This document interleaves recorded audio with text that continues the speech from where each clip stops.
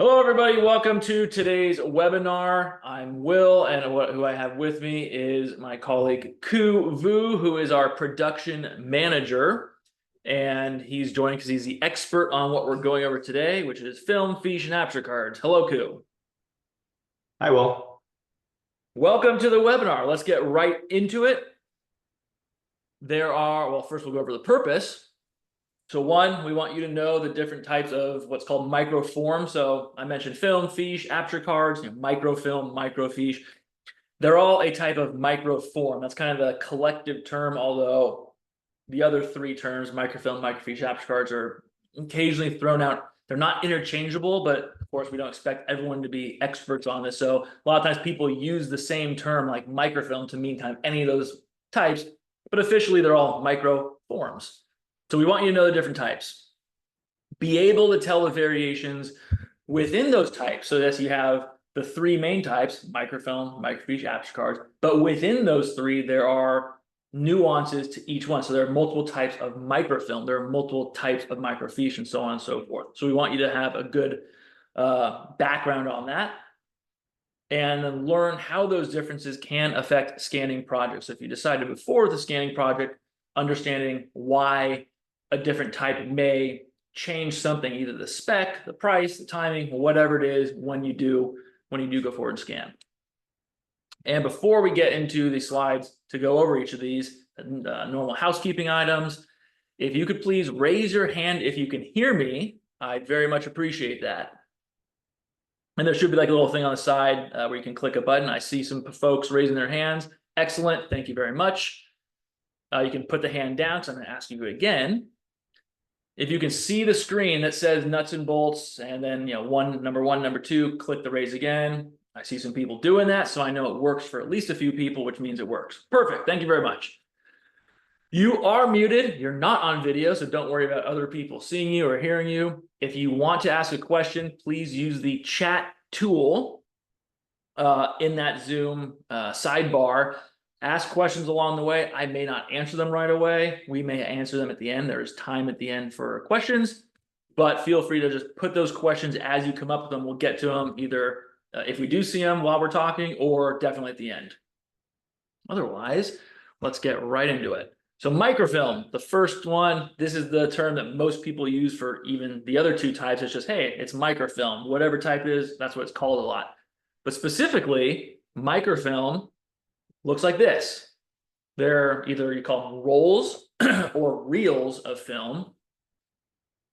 In this case, I'm saying it's like this is an open reel. Why is it called an open reel?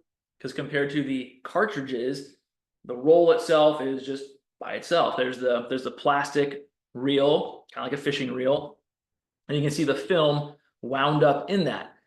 In a cartridge, that roll is actually inside a hard plastic case. These are the two main types that it just protects a little more. They're just inside of that hard case, but still that real type of form is in there. But either way, it's the same type of information. It's a reel of film, either 100 or 215 feet, and then you have a lot of little images on there. Ku, do you have anything specific? What does an open reel or cartridge matter? And Ku runs all of our projects. He's the plant manager, production manager. He knows infinitely more about this than I do. So I'm curious, does it affect you regardless of what I say about it? Yeah, thanks, Will. Yeah, so typically the 3M cartridges, the one there in the plastic covering, usually protects the film a little bit better. It's harder for people to generally access it because you have to reel it out, and then you have to have a special machine that will rewind the film back. So it's just harder to access. So less hands are on it, less eyes are on it, less access to touch and feel. So film that is preserved in these cartridges usually are in better condition than the ones that are in the open film, because open film, obviously, you're just going to have more usage of it reeling out, reeling in, whatever machines or whatever mechanisms they were using to reel it in and out. It's just going to get touched and used more often. So there's general wear and tear that will happen on those open reels, whereas the 3M cartridges, they're just less. Does it affect? It doesn't affect the scanning at all, like timing or anything. It's just a different adapter. Exactly. It doesn't affect any of the scanning metrics at all. All it is a different hookup on the machine. And we have a hookup that will allow for us to scan either one of these. Yeah, and something, well, we don't sell them anymore. Back in the day, we sold reader printers. And something that we did notice is if you have one of these types, and let's say you have a smaller collection or even a large collection, but you don't want to actually get them digitized by a company like ours, you just want to look at them every now and then, you get a reader printer or a microfilm scanner, like a desktop type. If you have this type, you do have to buy an additional adapter, because this is the most common, at least what I see, what we see. But if you have something like this, like even our scanners, the high quantity production scanners require adapters. You can see that you have to put, it's a different way to mount these to the scanner to read them. So you would need an adapter for certain types. All right, so we mentioned this is the kind of physical version, reel versus open reel versus cartridge. Then you get to the actual film itself, and that is the two high level types are 16 versus 35. So this is an example of 16 millimeter, meaning basically they're images that are typically from office size documents, basic records like that. That would go to 16 millimeter film, the smaller frames. 35, and it's actually physically it's the film itself, like from here to here, if this was a physical piece, from there to there, I think was like 5/8 of an inch or something like that, and then the 35 millimeter is actually about 1.5 inches from top to bottom on the physical film. So it's actually a different size of film, but the images are different as well. So again, typically office type documents, student records, medical records, police reports, things like that. 35 millimeter, like you see here, typically larger documents, engineering drawings, library, newspapers, bound books, lab notebooks, maybe things like that will typically go to 35 millimeter. It's not set in stone that those have to be done on either type. That's just the common method to do them. Simplex versus duplex. This image is actually, I think, going to stay here the whole time because it represents the very basic 16 millimeter. So simplex versus duplex. This is simplex, one image per frame.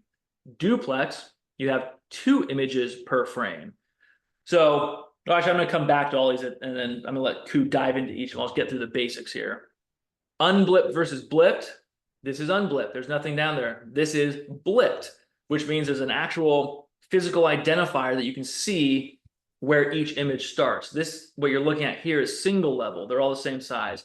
If you have double level blips, you'd find one that's maybe twice the size of this. It'd be like a wider blip. And then you'd have singles behind it. That indicates the double is typically the beginning of a document or file.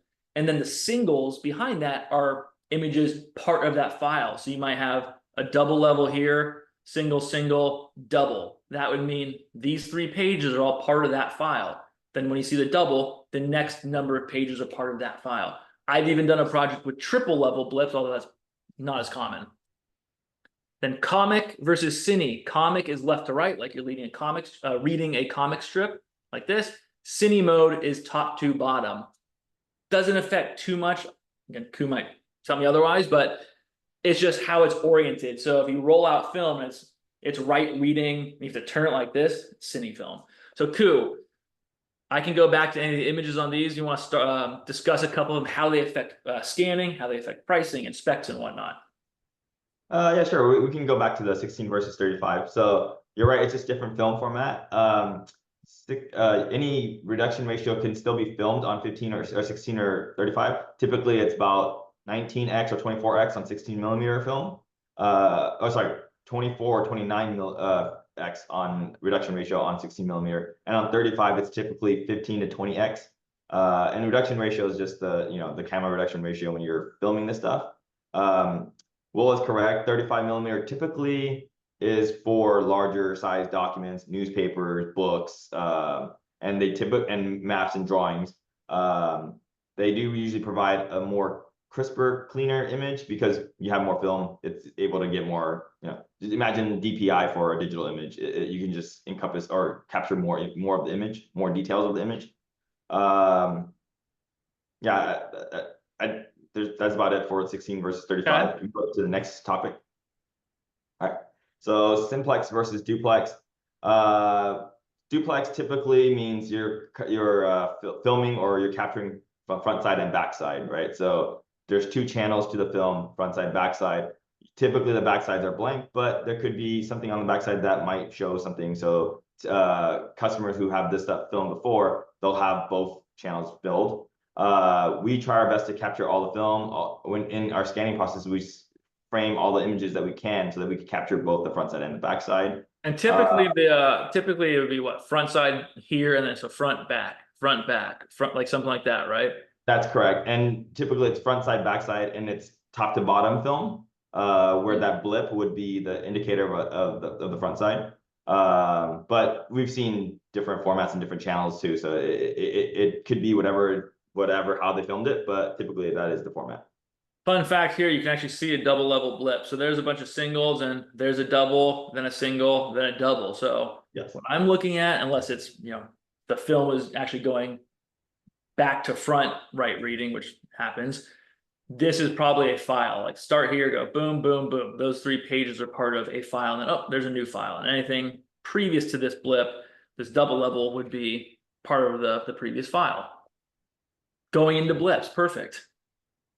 Yeah, so blipped and unblipped, it does help us when the film is blipped, especially if it's an indexing project, meaning the roles have a bunch of index points that you want captured or keyed at some point.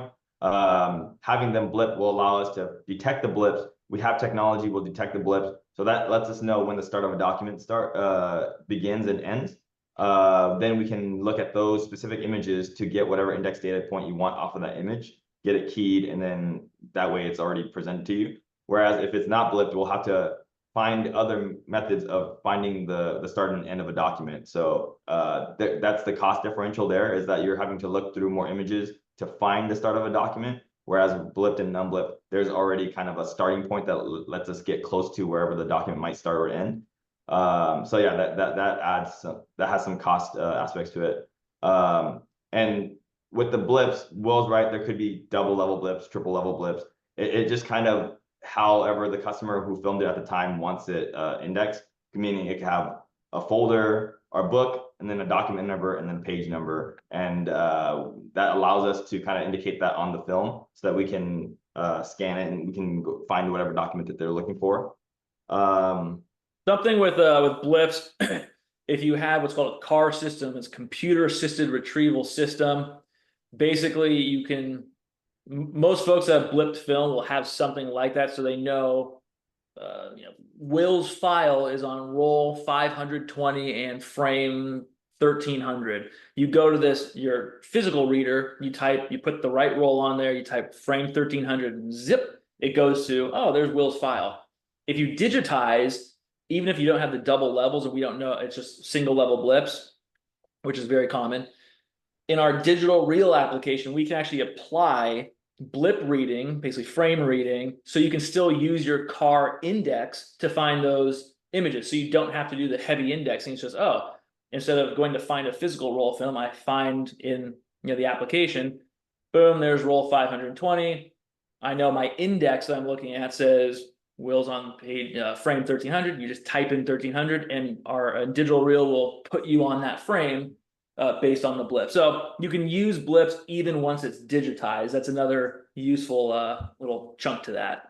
What Yeah, about comic versus? Oh, sorry. Go ahead, Ko. I was just saying, there was actually a really cool project that we did where it was multi-level blip, where the format would be blip.blip.frame. So then you can go 1.1.100 to find the first third level blip, this first second level blip, and the 100th frame of that blip. So it really kind of narrows it down and gets you right to where the document you want. So yeah, depending on the blips schema, there's we have technologies that will help detect and get us closest to the image we can.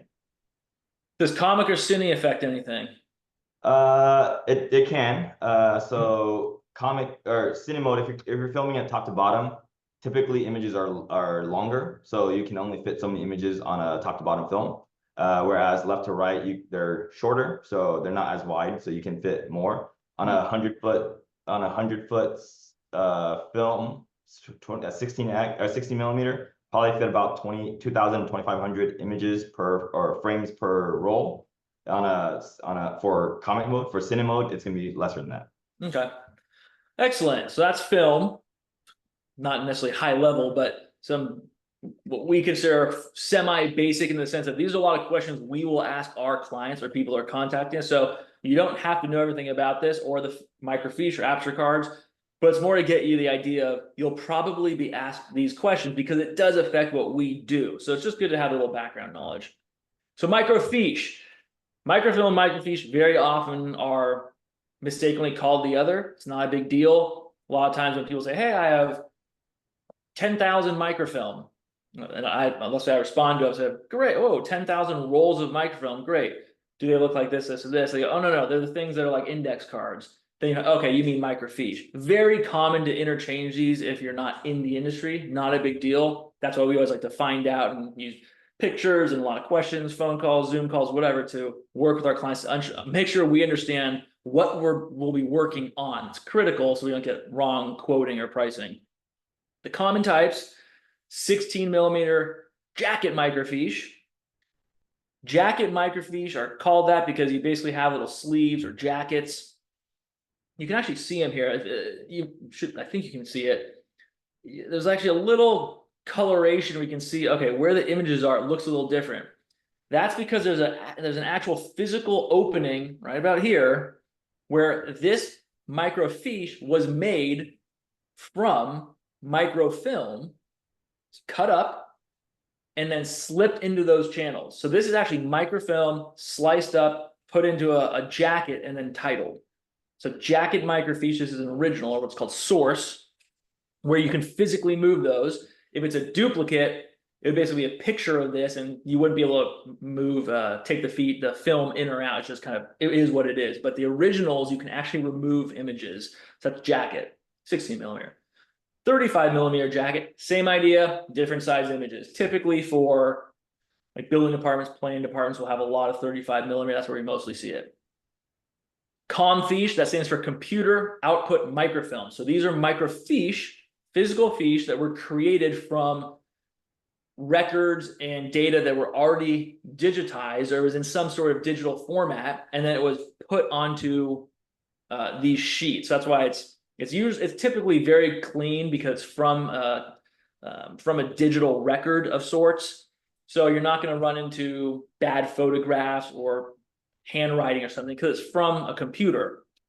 So very clean, very organized. Something with Comfiche, probably 99% of cases, correct me if I'm wrong, but on the very bottom right, that last image, that's going to be the index to this fiche. So let's say the top said, you know, so-and-so college, it's this name through this name, this graduation year, and just for, it's not typically student records, just to make it an easy example. You're looking for my record. Well, where's Will on this fiche? I don't know. You go down here to the index, I'll say, oh, Will Whitney, he's at, you know, image or frame C7, and coup, I forget. Is it ABC across or down? It's across, right? That's across. So you go, oh, Will's at C7, A, B, C, 1, 2, 3, 4, 5, 6, 7. Will be, his records will be on that frame. So if you're using the physical fiche, that's how you'd find it. And again, it's just some inside baseball. Oversized fiche are pretty much, well, they're typically going to be either, they're all going to be 16 or 35 millimeter, but the fiche itself, the physical sheet, is bigger than normal. So these are 4x6 roughly, com and normal 16 millimeter, 35 millimeter jackets.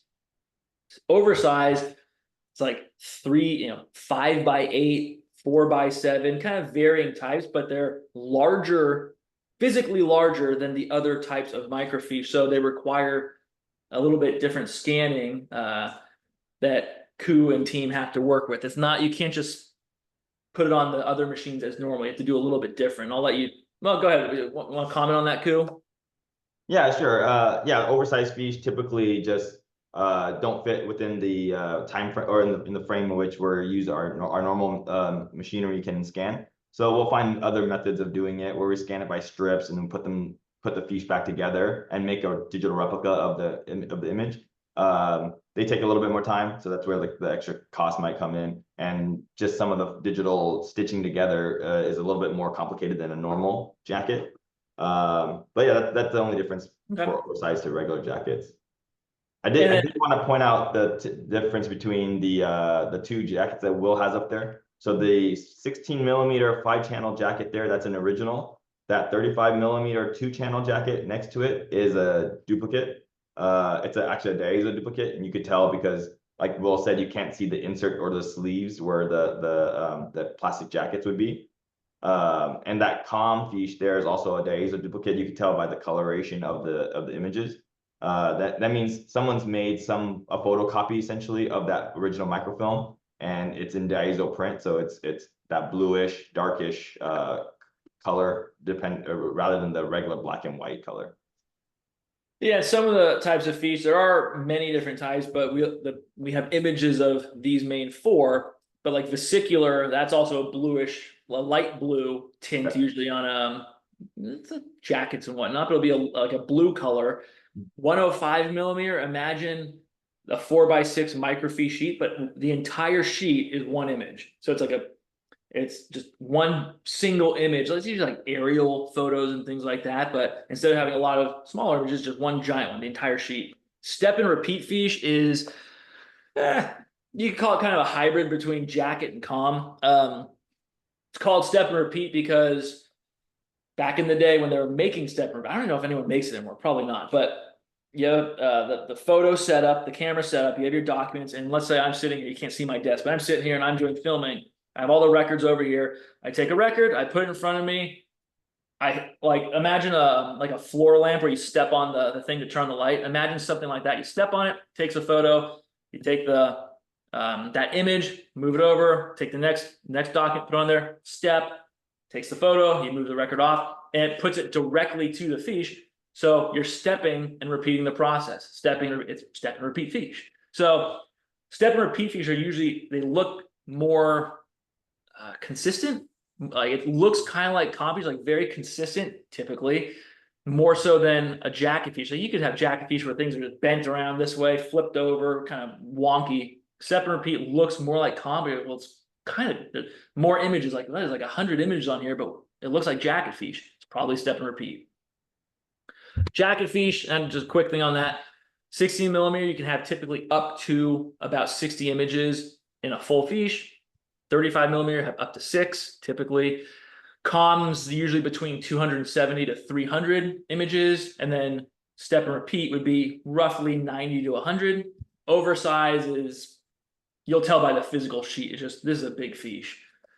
Okay, Aperture cards, kind of the cousin of the other two. So it's called an Aperture card because this portion, it's like a 3x7, roughly like this, 3x7 cardstock-ish, cardboard-ish material. So that's why it's Aperture card, because it's kind of a physical card, usually like manila folder color. And called an Aperture card because on the card there's a hole or an aperture where a piece of microfilm is. So again, you're using microfilm to create the Aperture card in most cases. The different types are the standard 35mm, so it's 35mm frame. Almost every single Aperture card, almost, will have a 35mm frame Aperture with a 35mm image, or you might have, well, I'll get to the next part in a little bit. So that's standard, like that. Hollerith, it's named after a guy, actually, I think his last name is Hollerith. But these are punch holes that reflect the title here. So you can actually scan these types of cards in special scanners that read the punches, and then it spits out the name of the file. The thing with that, which we'll get into a little later, is it's not always 100% accurate. So we'll talk about that in indexing methods later. But this, if you see punch holes everywhere, you got Hollerith cards. 16mm cards are 16mm images, basically. This one's interesting because it's actually 2 channels. Very rare. I think we saw this one time, but it's interesting. More so to show you not the double channel part of it, but you can have smaller 16mm images on an Aperture card. You could even have a 35mm Aperture card with multiple images, smaller images in this frame, which can affect the project if you want your digital image to be the frame, where literally your picture looks like, you know, this, but multiple images, or you want BMI to actually frame the individual images so you get a multi-page document. That can come into play. Any additional, I mean, we're going to talk about scanning, indexing, some costs later. Anything additional at the moment for Aperture cards? No, I think you hit all the talking points. That's great. Okay. I'm running. Sorry, some hoarse voice here. I've been on quite a few meetings and I think I ran out and my voice is running out. So it's a little scratchy. Scanning process. So in general, this is, every project's different. From a great way to describe how digitization works is from a bird's eye view, everything looks the same. We do the same stuff. You take stuff, you scan stuff, you give stuff back. True. But when you get into the weeds, every project is different. It could be the same project, the same number of records, let's say film, the same roll level indexing, same timeline, everything. But there will be something different in each project, depending, for even a customer with this with a back-to-back project of different types, you're going to have something different each one. So the general process we use is going to be here, but then we tweak it to our individual clients, what they need, what the specs are, and what we find. First, assume we have a contract, a scope of work in place through sales and all that. Handshake, great. When we actually start working, we need to get your materials somehow. So we get them, that could be us picking them up, you sending them, using freight, you bring it to us, many different methods, but we have to get the material. When we receive it, we're gonna get it to either our Sacramento or Sunnyvale facility. If it's Aperture cards, film, or fiche, those are all done at our Sunnyvale headquarters. We're gonna tag it. We'll have your customer name on there, which is actually right here, job number assigned to it, our box number, barcodes, so we can track this in our internal system.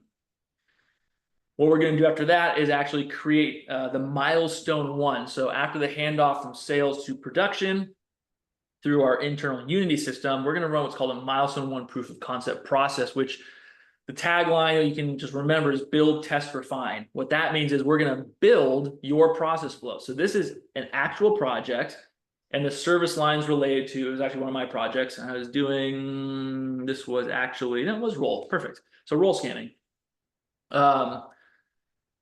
So what we're doing is the salesperson is going to create what we call a scope of project, SOP, and this will basically hand off to our production team. So they're going to take what the contract says, the scope of work, sales will put into our system, translate it to productionese. So Ku and team can say, great, I don't need to know about all the contract language, all the agreement stuff. I just need to know, what am I doing with the material? That's what this does. So that goes to production. Then they're going to build the process flow, something like this. This is an actual project. We just changed the name so it doesn't show any clients, but that you can see there's, I don't know, 20 steps. Your project might have 10, might have 50, depends on the project. So we're going to build the process flow. We're going to test it by running a small portion of the project. Let's say it's 1,000 rolls we're going to scan. We might run 2 or 3 or 5, depending on how many variations, document types, and so forth. Test it in the process flow. We usually find something like, this material is different than we were told, or that anyone thought, or the indexing didn't work, or whatever it is. We'll run it through there, test it, show it to you, our client, and then we will review it together and potentially refine the process flow based on things we found. You may see it and say, I thought I wanted X, but now I want Y. Can you change that? Sure. Whatever it is, we build the process flow, test it, refine it. Once we get your approval, official approval for the milestone, then we can move forward scanning the remaining 995 rolls. But we need to get that approval to make sure everyone's on the same page of, this is what we are doing. We all agree to it. You accept it, and now we move forward. Of course, if things pop up during the project, like new materials arise that no one knew was there, or different document types, whatever, we'll discuss that with you. But to really get started, we do this milestone one and get approval. And then, of course, we do the actual bulk scanning, the processing, the indexing. So once we have that approval, we move forward the bulk of the project. So you have the scanning film or fiche or Aperture cards, processing them, doing like OCR processing if it's part of it, doing quality assurance checks, framing, things of that sort. And then, of course, indexing so you can find the digital files later. And then lastly is delivery and getting the images to you. General process, of course, it's refined and tweaked. Clearly, this simple process is much different than, where did that go? I'm overlaid here. You can't see it, but where that process flow was, that's going to be really what your unique process is compared to the just general process. Anything about this Ku that you want to hit on? Yeah, sure. I think first I want to just hit on that receive and tag. So when we receive boxes and we tag them, we actually store them in rooms that will let us track in the system what rooms they are in. So depending on the security level, L3, L4, it could be put in the secure vault, in the secure server room, any of these secure rooms that have only certain access levels that a user can get into. So, and then it allows us, the project managers and the material coordinator, to kind of see where these boxes are in which rooms, and just so that we have a good understanding of what materials are in-house and where they are being housed. And then when a box gets checked out of that room, a user has to use their badge to check that box out. So we know who's responsible for taking that box out and putting it back in. It's just kind of checks and balances of how to make sure these things are tracked in the system in our build. Chain of custody would be the other term of that. So we just want to know where everything is during the process. Once we get it, well, it depends on fiche, film, or Aperture cards, but we'll know at least where the transportation boxes are. For film, once we get into the prep of it, we actually take photographs and tag each individual roll. So if you have 1,000 rolls, we actually know where every individual roll is, because each roll receives its own tag. Fiche are different. They're not getting each barcode. We're going to do that by the box because they're typically way more fiche. It's much harder to do individual units, but we are tracking material the entire time we have it. And that, unfortunately, that thing, oh, there it is. Perfect. Ku could say, oh, well, this many rolls, 800 or so rolls are in this phase, and he could click on that or go to whichever piece of this system and say, and this roll is here, or this roll is in this process, individual units, or this box of fiche, this unit of fiche is in this process or in this location. So we're tracking these the entire project while we have them and through delivery. Yeah, just to piggyback off of that point, that's correct. The rolls will have a physical barcode affixed to it, so you can tell what the barcode ID is. We call it a UID. You can look at the box and see it, and you can look inside of our system and see which UID it is and compare the two. Whereas the fiche doesn't have a physical barcode applied to it, but it will have a digital UID. So in the system, it is given some digit number, and that fiche now exists in the system as a standalone unit. And if we needed to go pull that fiche or go find that fiche or find that box that fiche was in, we have a way to go back and find it. So like, you can't see it physically, but in the system there's a UID attached to it, and that's how we know that all units are moved in from the beginning of the process flow through the middle of the process flow all the way to the delivery stage, which is the end of the process flow. Excellent. Thank you for the additional color there. Sure. All right, scanning costs. Now, why is this all, knowing the different types and variations, why is it important? Because if you're doing a project, you have to pay something, and you want to know, well, what's this going to do to my cost if I have this versus that? So quantity, that is typically the number one factor for cost, is how many you have. The more you have, you may get a better or a lower per unit price. Of course, if you have 1,000 rolls, it's going to be, even though each roll itself may be less per roll, the total project is going to be more. Whereas if you have 50 rolls, the gross project may be definitely will be less than 1,000 rolls, but each individual unit or project cost, it's going to be more per unit because you have fewer. It just depends on the project, but quantity is going to be the main factor.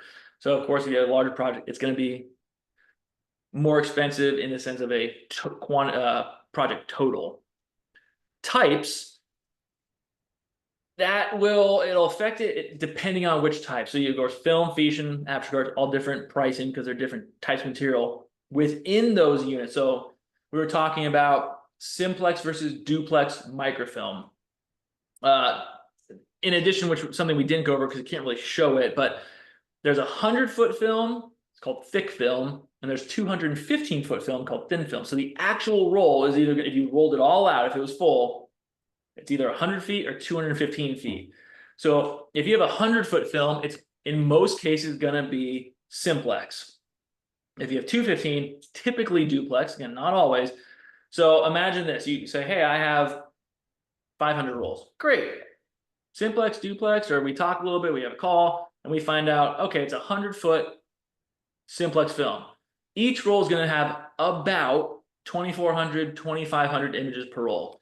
On the other hand, if you said, oh no, it's kind of thin, and I think no, I was told by someone they're 215 footers, and there's 2 images on each, so I think that's duplex. So you have 215-foot duplex film. So instead of being 2,500 images a roll, double the length. Now you're probably closer to 5,000 images. and you have duplex. You might have somewhere between 10,000. We've even seen some rolls with 20,000 images. So you're 10, you could be either quadrupling, you're doubling, quadrupling, 10xing the number of images that we are scanning and processing.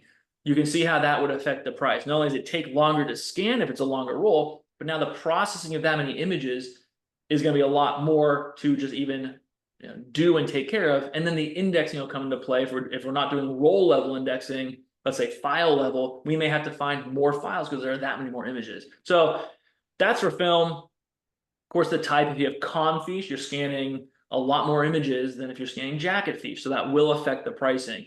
So think about that as well, of why they may come into play. More images typically means it's going to cost more because there's more to do to get those images digitized. Ku, and feel free to jump in at any point and add something here. I'll just keep going along unless I hear from you. Sure, sounds good. So indexing, that besides the quantity is probably the next most important pricing factor, because if you keep it very simple, what we call fiche level, let's say we're dealing with fiche. You have 100,000 fiche, and you're saying, I just want fiche level indexing. Great. We're just going to capture what's up here. That's the most straightforward way to do it, at least at the unit level. Every fiche is going to have a title, or it should, most likely, but we're capturing it based on that title. Simplest way. And it's how you find it now. So you're replicating your current method. Like if you go to Box, you have to look at the title, say, oh, what's on here? I need to, oh, it's the Grand Tours, this date, this range. Great, that's what I need. So you're replicating what you know how to do now. If you said you want file level or image level indexing, now you have to go into the images and find a file. Is that a file? Maybe. Or is this the start of a file? I don't know. That will be a discussion. Or if you want to do every image, you can see how that's, let's say this is 60 pages. You're doing 60 index points rather than one.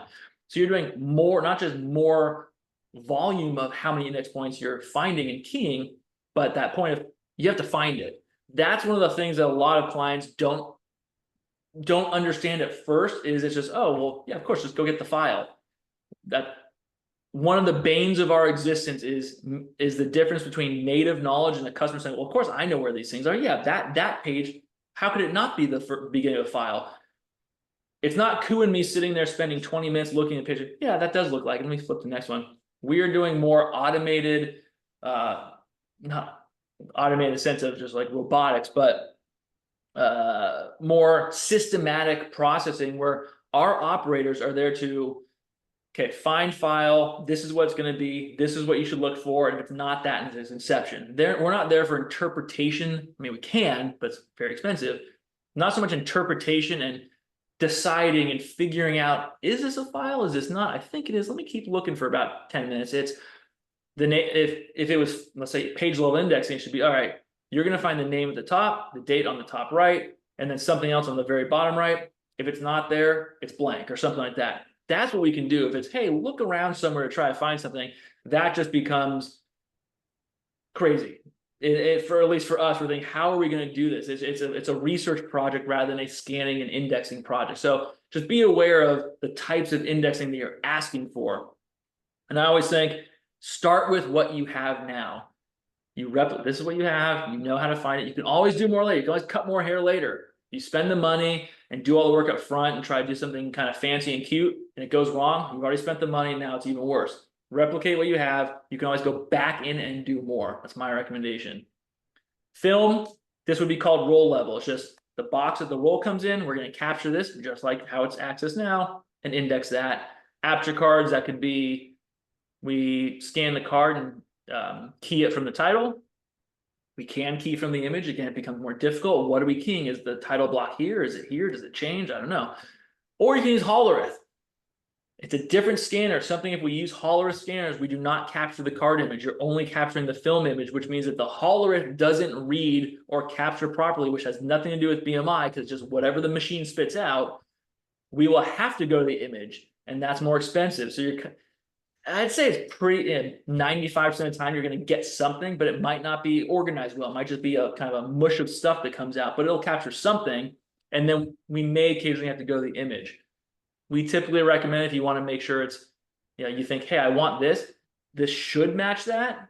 But if you really want that to be accurate, key from that. Any comments on the indexing, Ku? Yeah, I just want to hit on that Hollow Earth data, or the point that you just made there. So yeah, the Hollow Earth reader will just read a string of characters. So whatever string of character it gets from the Hollow Earth data is just what it's going to spit out, right? Now we have technology and we can go in and kind of concact that and make it into fielded data. But as you can tell, something with just a whole, 70 characters of string is going to be hard to apply any logic to. So it really comes down to how the format was, how the format of the cards and the quality of the cards and how Hollow Earth is laid out. Yeah, if it's nice and clean and the Hollow Earth is read easily, then yeah, it becomes easier for us to field the data. But if it's not, then it obviously is more difficult. And I think you had one back there for roll level. Did you want to go into non-roll level indexing as well? It's very similar to, and we could a little more, but it's just the high level is very similar to Fiche. This is replicating by Fiche by capturing that title. We can do more. Film the same. We recommend starting with roll level. You could do blips. If you have blips, that's actually typically a little nicer, especially double level. You know where files are. But once you get into the image level, like either file or each image, someone has to go in there and actually look at the images to find what you want. So that in itself is more expensive. And then the data itself, if it's not consistent, it just becomes, I'm not saying you can't, it's gonna be terrible. It's just not as good as you might expect, because a lot of this material is done from decades ago. It's not like something you printed out today necessarily, and super clean, super nice. It can be, but a lot of this, especially example, student records, you might say, "Hey, I captured the name and date on their record." Well, so I've personally gone through and looked at images individually and tried to find. You might find 4 dates on one page. Which date? They don't. It doesn't necessarily specify birth date or this, that. It's just there's a date. I don't know which one it is.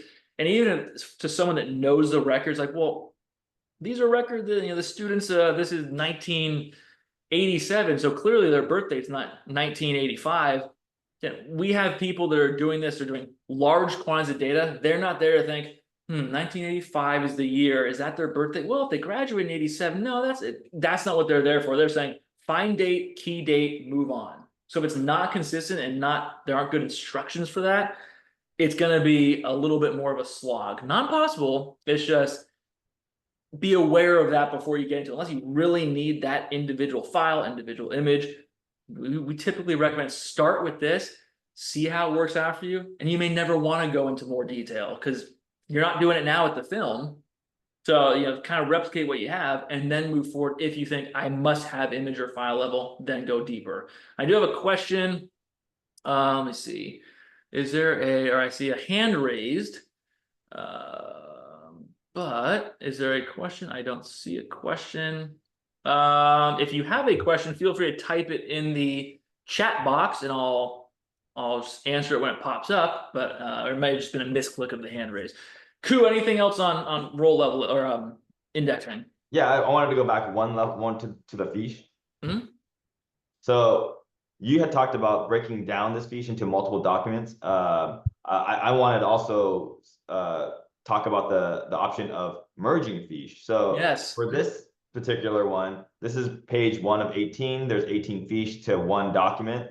BMI really prides themselves on customization of process flows to capture and to make whatever deliverable the customer wants. So this particular customer might want all these 18 fiche merged into one document. We have technology, we have logic that will also do this too. Will is right. If you just want a digital replica of what it is now, we can do that as well. But if you wanted at some point to make it nicer, neater, cleaner, easier to get the data that you need, ultimately, we can also customize the process flows to do that so that you get 1 through 18 put into one digital file. Yeah, what Ku's saying is, theoretically, whatever you want, can we do it? Sure. It just costs time and money. So what we try to do with our clients is get them the best bang for their buck and get them where they can use the data effectively, productively, efficiently, and then you can do more. So like in this case, Ku saying we could merge, but we've done projects where we scan the fiche as is, and then later on, we're just doing one now. We just started another one. And they say, you know what? I like these merged. Okay. I mean, we know that this information was still captured. We have this data. We go, okay, we can merge it later because we still have it. It's not like everything was all messed up. It's just they didn't want to do it right away. But then after I think like 2 years, they go, yeah, let's merge it. Okay. But they didn't have to do it right away. So that's just something to keep in your back pocket. Timeline, of course, timeline is important. If you have a smaller project, it's not going to take as long. If you have a large project, we'll give you our estimate of, let's, call it 100,000 feet. Okay, from the M1 approval, it's going to be, 3 to 4 months, 4 to 5 months. And if you're fine with that, great. If you say, I need it done in 2 months, then that price may change. We've done that with a client. It was like an 8-month project. They said, I need it done in 60 days. They got a different price. We did the project and completed it. But you can understand why that may affect your cost, because we have other commitments that we may have to go to other customers and ask to see, can we adjust your project? Can we divert resources to something else? So the timeline will be important. I just wanted to piggyback off the timeline. A lot of that is going to be dictated by the M1, right? So the milestone 1 will kind of be a proof of concept that will tell us how fast and how slow these processes will run. We have, an estimated amount of time for each process, whether it's a manual process or an automated process that just takes computer processing to do. But it gives us kind of a timestamp of how long each process will take, and multiply it by how many units it's going to be. You kind of get a gauge of how long a project will take. And, the project managers, their jobs are to make sure these things run efficiently from start to end, and making sure that nothing hangs up or gets failed or stalled in the process flow. So it's really imperative that the milestone gets done and done correctly. So that way it kind of sets the guideline for how long the project in total will last. Yep, agreed. Well, because I jumped ahead before you I pop back here, I realized that is the last slide. So again, high level overview of the different types of microforms, microfilm, microfiche, Aperture cards, a little bit of detail on each, how it affects cost, process. We hope you got some good information from this that you can use if you have a project coming up. I will check to see if there are any questions in the chat thing. I don't see any right now, so I'll check one more time before I close it out. But moving on. If you have any questions, you have a project you want to talk about, or just questions about your material, whatever it is, that's the easy version of my email. Feel free to reach out. If you have your phone on you, you can hold it up with the camera app, hover over that QR code. It'll take you to our newsletter page. It goes out every other Tuesday. One was just sent out yesterday. So 2 Tuesdays from now, the next one will go out.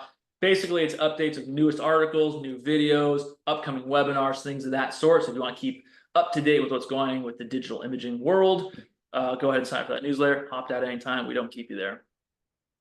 Otherwise, I'm going to check one more time. I don't see questions. Thank you for joining. Thank you, Koo. Appreciate you all being here, and have a wonderful rest of your Wednesday.